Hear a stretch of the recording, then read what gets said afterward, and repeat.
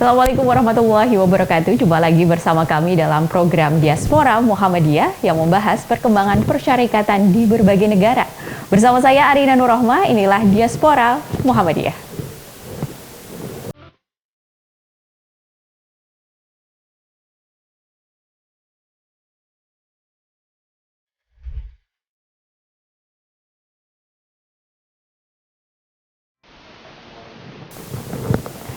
Baik pemirsa, di Diaspora kali ini kita akan bertemu dengan Mas Wahidin selaku Kepala Kantor Layanan Lazismu Sudan.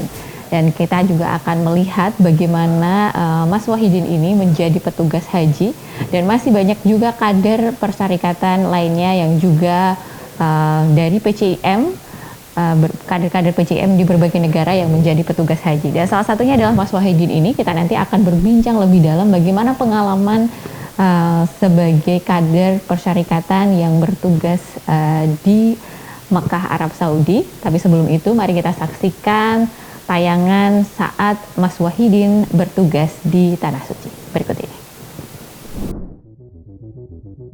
Dalam perjalanan ibadah haji 2023 lalu, banyak kader persyarikatan dilibatkan sebagai petugas haji, termasuk kader persyarikatan yang tersebar di beberapa negara yang bersinergi dengan KBRI di seluruh negara.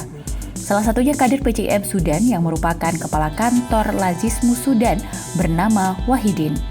Wahidin mendapatkan tugas di pelayanan transportasi dan bertugas di Terminal Bab Ali.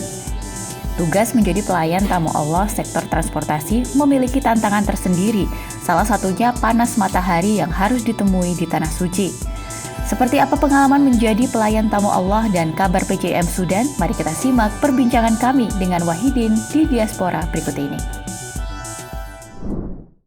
Baik pemirsa, saat ini saya sudah bersama Mas Wahidin, salah satu petugas haji yang merupakan kader persyarikatan, tepatnya sebagai Kepala Kantor Layanan Lazismu di Sudan. Langsung saja kita sapa. Assalamualaikum Mas Wahidin. Waalaikumsalam warahmatullahi wabarakatuh, Mbak Rina. Kembali ketemu setelah kemarin juga sama-sama bertugas di Arab Saudi ya.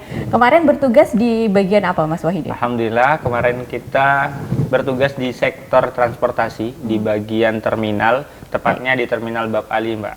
Ada di situ dekat dengan sumur Zam-Zam kalau ada. Di dekat sumur Zam-Zam ya. Gimana, ada berapa, sebelum saya menanyakan lebih detail lagi, ada berapa kader persyarikatan atau yang merupakan kader-kader PCIM di berbagai negara yang menjadi petugas haji? Kalau secara umum seluruh PCIM saya kurang tahu, tapi terkhusus untuk PCIM Sudan ada 4 orang. Terdiri dari 3 orang laki-laki dan 1 orang perempuan dari kader Aisyah Sudan. Alhamdulillah. Apakah setiap tahun kader persyarikatan itu menjadi PCIM menjadi bagian dari petugas haji? Atau seperti apa prosesnya? Proses untuk menjadi petugas haji sebenarnya secara umum dikelola oleh KBRI. Dalam hal ini seluruh mahasiswa baik dari seluruh organisasi otonom ataupun lembaga kewarganegaraan yang ada di Sudan itu dialokasikan dan diberikan kesempatan untuk mengikuti seleksi di KBRI, yang mana nantinya yang lulus akan dijadikan petugas haji di tahun tersebut. Baik, luar biasa sekali. Jadi kemarin bertugas berapa hari Mas? Kita total ada 62 hari. 62 hari berada di Mekah, dan itu tugasnya di transportasi. Saya tahu juga pemirsa bahwa tugas di area transportasi itu cukup berat juga medannya, selain harus berada di lapangan ya. Betul. Terus kemudian memantau jamaah agar banyak yang tersesat nggak waktu itu di sana? Wah, banyak sekali, apalagi waktu awal-awal sebelum tepatnya sebelum hari hari H itu hari Hajian Arafah dan Armina. Itu sebelum Armina banyak sekali para jemaah yang tersesat, bahkan kita mengantar dari satu terminal ke terminal lain itu adalah salah satu tantangan juga. Apalagi kita di terminal itu khususnya di tempat saya, sektor kami di Bab Ali tidak ada naungan sama sekali, karena kemarin tepat tahun ini ada pembangunan baru, jadi semua bangunan yang lama itu dihancurkan gitu. Jadi kita benar-benar dari matahari langsung ke kulit kita. Iya, itu saya melihat sekali. Jadi Terminal Bab Ali, Ship Amir masih ada tempat untuk berteduh ya? Ya, betul, ada payung-payungnya. Kalau di Bab Ali udah nggak ada. Jadi full selama berapa? 62 hari. 62 hari berada di Ship Amir. Ya. Dan sudah berapa kali PCM Sudan menjadi petugas haji di sana? PCM Sudan, alhamdulillah ini menjadi kali pertamanya dan ucapan rasa syukur juga kita sebagai PCM untuk di beberapa tahun silam itu dari kader kita juga karena baru-baru termasuk organisasi yang baru di Sudan sejak tahun 2018. 4 orang ini adalah kader Muhammadiyah Sudan yang pertama kali ikut dalam penugasan haji ini. Baik, bagaimana perasaannya sih selama 62 hari membantu jamaah dan ini pengalaman pertama lagi? Pengalaman pertama sekali, Mbak. Apa bisa diceritakan kepada pemirsa? Ini sungguh sangat mengharukan. Beberapa kali ada mengharukan, beberapa kali ada juga momen di mana kita bahagia ketika kita bisa membantu para jamaah, terkhusus kadang kita mendengar cerita mereka, bagaimana persiapan mereka untuk menabung, pekerjaan mereka menyisihkan uangnya dan menunggu berpuluh-puluh tahun, dan sampai di sana mereka merasa bahagia dan kita terharu. Iya. Dan bahagianya ya karena kita pasti mereka yang tidak tahu medan dan kita bisa mengarahkan ke mana yang mereka inginkan, kan itu yang sangat membahagiakan, karena kebahagiaan itu tertularkan. Ketika mereka bahagia kita arahkan, ketika mereka bahagia kita bantu, kita juga yang membantu merasa bahagia. Oke.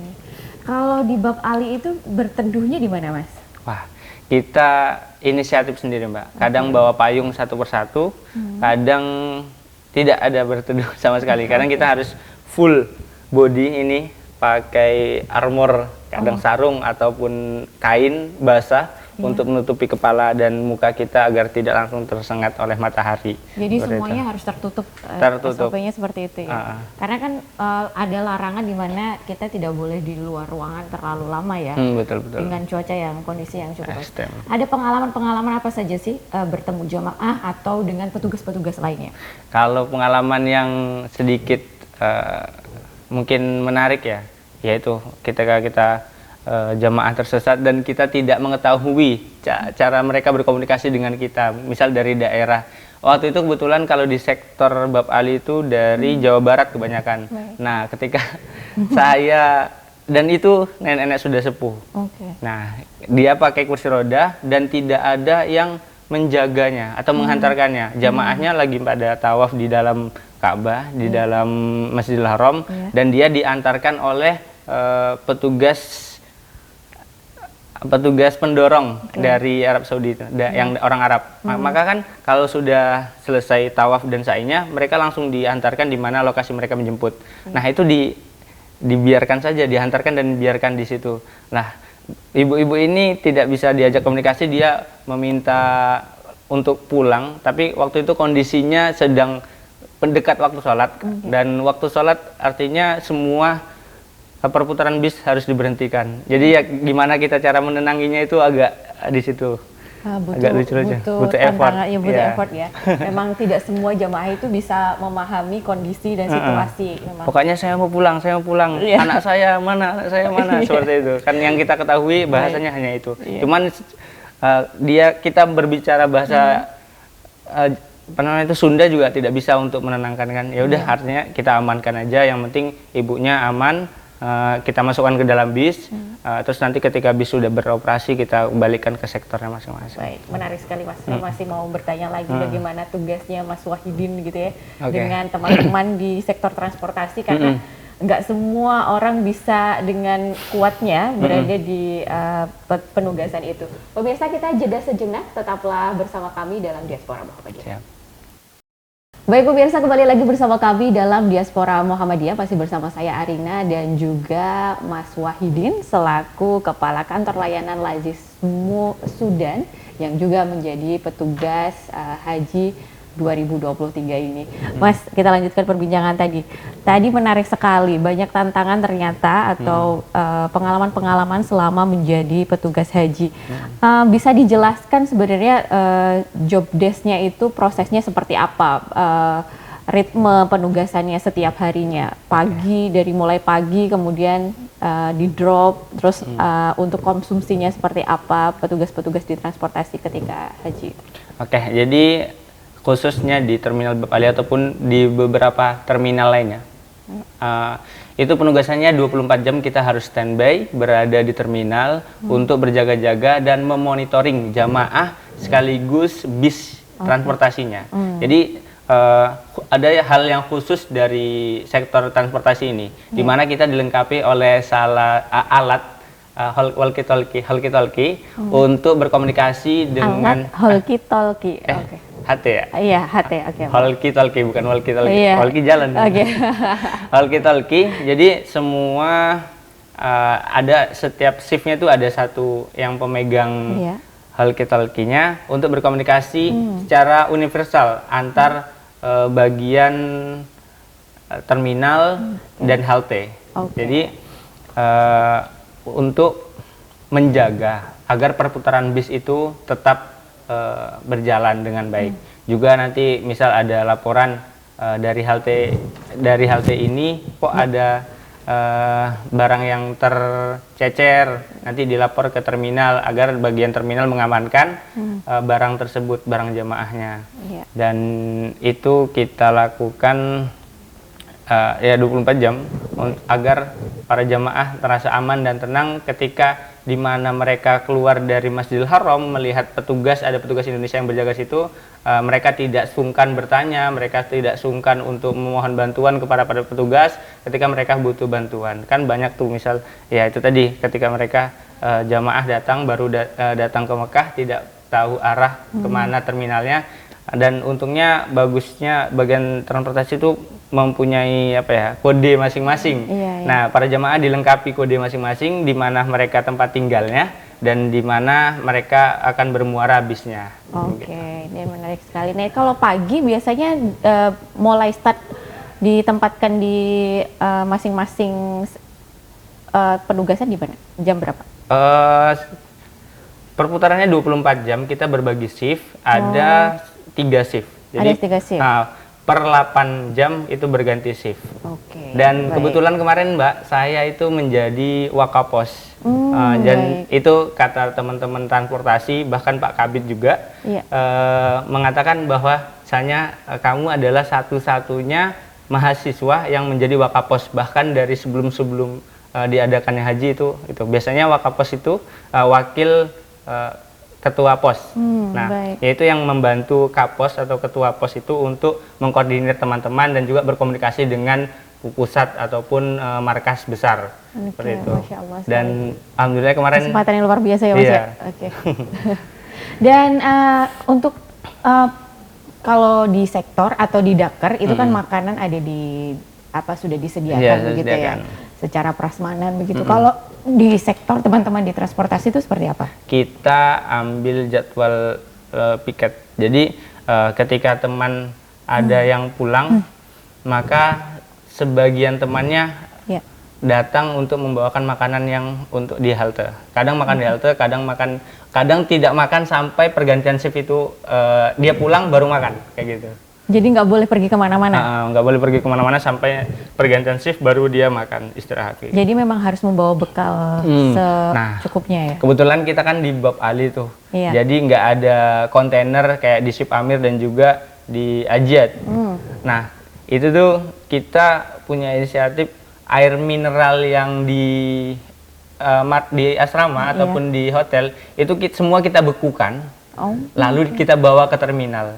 Nah, itu tuh nanti cuman 2 atau 3 menit itu. Nah, itu yang sudah cair kembali. Maka kalau kita bawa air biasa, maka itu akan menjadi panas nanti ya. Tapi inisiatifnya kita untuk menjaga air itu agar tetap sejuk, maka yang kita bawa adalah air yang beku. Karena memang panas sekali. Panas sekali. Di tempat kita tuh nggak boleh bawa alat-alat pribadi gitu. Jadi memang harus orang aja gitu ya? Nah, harus orang saja. Karena memang tugasnya sangat berat sekali pemirsa.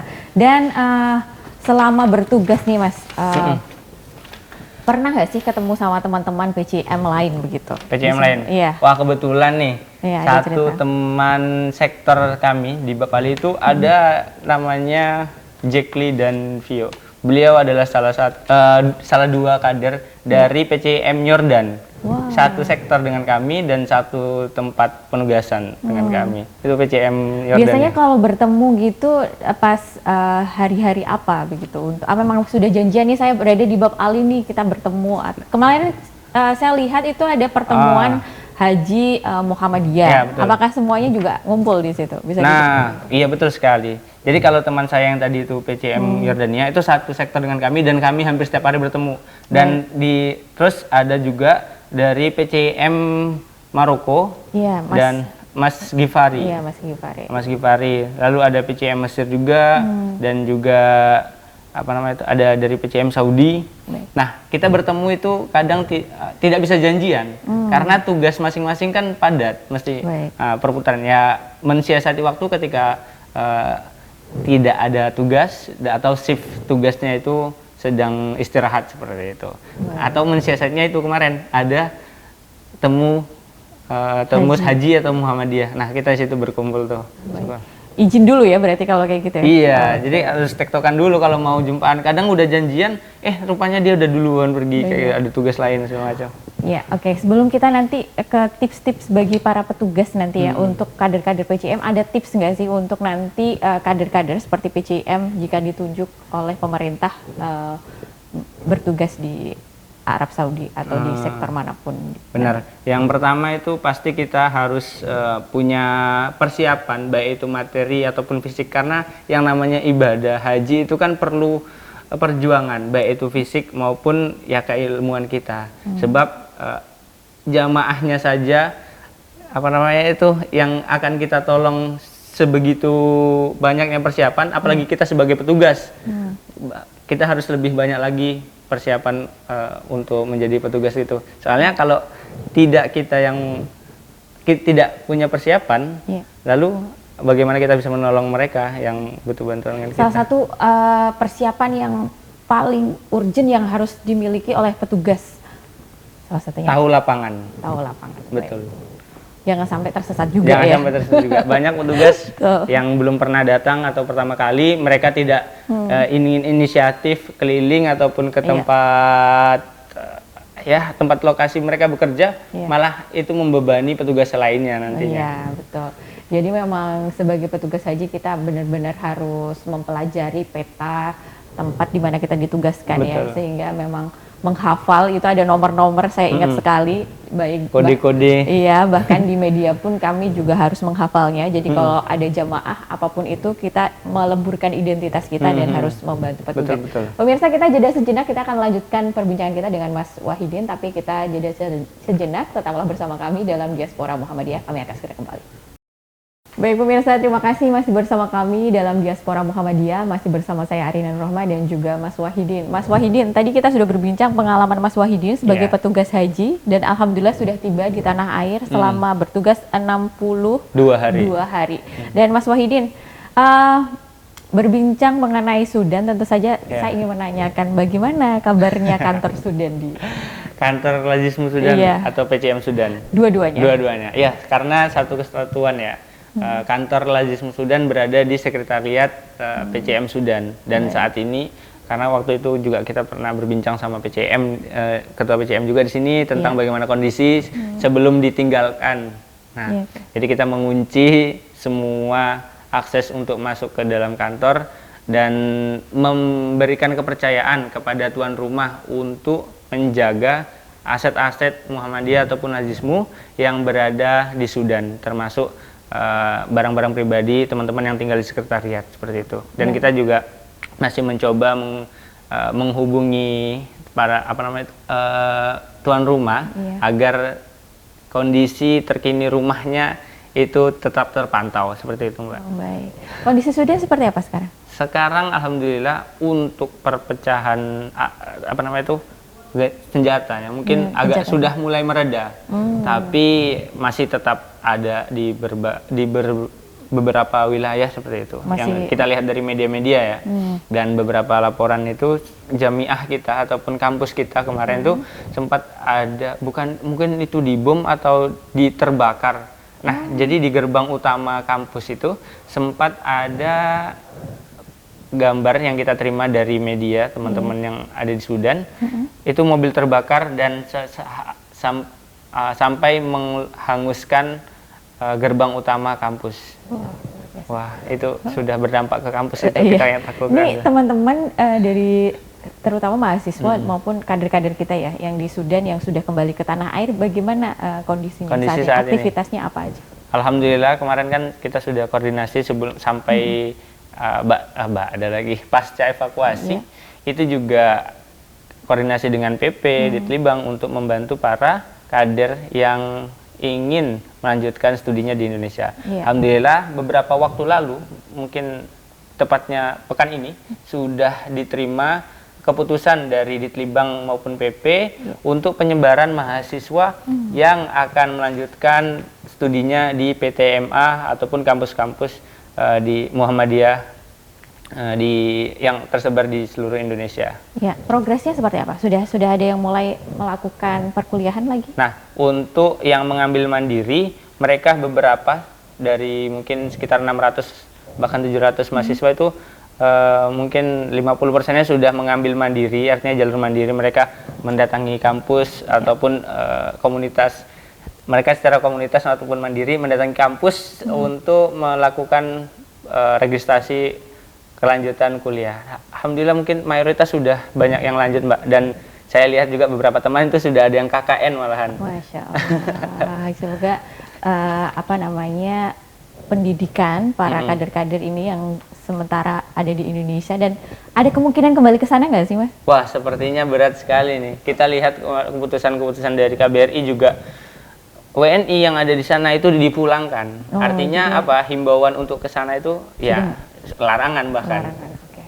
Berarti semoga yang terbaik buat para kader di sana. Masih terus komunikasi. Ini PCM Sudan kelanjutannya seperti apa? Alhamdulillah kita masih tetap solid walaupun kadang dibatasi oleh jarak. Tapi media kan sangat luas sekali. Bisa dengan bersosial media kita tetap berkomunikasi. Kalau sempat waktunya kita langsung bersilaturahim. Baik. Ya, bersilaturahimnya. Untuk ini kan ada kegiatan aktivitas persyarikatan. Betul. Bagaimana terlibat lagi dalam aktivitas persyarikatan? Alhamdulillah sampai saat ini dan sampai koordinasi untuk mengkoordinasi teman-teman yang ingin melanjutkan kuliah itu kan masih butuh koordinasi pastinya. Ya, kita melakukannya dengan daring, dengan mengkomunikasikan mereka semua, baik itu dari via grup WhatsApp ataupun kalau ada rapat kita pergunakan Google Meet ataupun Zoom meeting. Baik. Seperti itu, Mbak. Ada pesan bagi teman-teman yang Sudan dan bagi nanti ke depan agar masih tetap solid dan nanti ke depannya seperti apa PCM Sudan jika memang nanti kondisinya Sudan sudah baik dan pasti ada regenerasi kepemimpinan. Betul. Untuk teman-teman yang ada di seluruh Indonesia pastinya sudah terpencar. Kami memberikan pesan untuk teman-teman agar selalu tetap semangat dimanapun kalian, itu harus tetap berdikari, tetap berkarya, tetap melanjutkan apa-apa yang kalian cita-citakan. Dan karena ini bicaranya tentang haji tadi, mungkin tahun depan belum ada petugas haji rekrutmen dari Sudan, tapi tidak mengapa. Semoga nanti teman-teman dari PCM Sudan bisa dipanggil Allah Subhanahu wa Ta'ala untuk menjadi petugas maupun menjadi jamaah untuk melakukan ibadah haji ya, Mbak ya. Amin. Dan tetap melanjutkan pendidikannya masing-masing. Kita di sini pengurus PCM, pengurus Lazismu dan Aisyah maupun teman-teman pengurus lainnya dari segenap Persyarikatan Muhammadiyah Sudan tetap membantu dan berkomitmen ingin membantu teman-teman agar teman-teman bisa melanjutkan kuliahnya dan melanjutkan cita-citanya dan harapannya walaupun sudah berada di Indonesia. Begitu, Mbak. Terima kasih sekali lagi Mas Wahidin yang saat ini berada di Jakarta. Ya, benar sekali. Dan selalu keliling-keliling ya Mas Wahidin. Semoga aktivitasnya selalu lancar, Amin, kuliahnya sama-sama. lancar juga. Demikian perbincangan kami dengan Mas Wahidin selaku Kepala Kantor Layanan Al-Azizmu Sudan.